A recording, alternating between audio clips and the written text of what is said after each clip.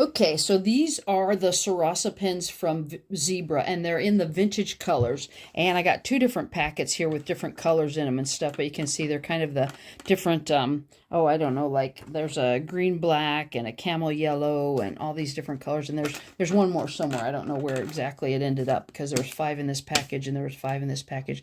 These are the 0.5 millimeter points and stuff. And I'll tell you what, they're really nice. The colors are great, but really the main reason that I bought them is because I like the 0.5 millimeters for the fine point, and then I like the 0.7 for a little bit thicker point. But what I really wanted these for was I got new journals here at the beginning of the year, and what I wanted was something that wasn't going to smear in my journal. And some of my older pens and stuff, they do smear. See, look at that. So what I wanted to do was get something that wasn't supposed to smear, and these are not supposed to smear. And it's true, they have not been smearing at all. So I'm really super duper happy with it. And like I said, really good stuff.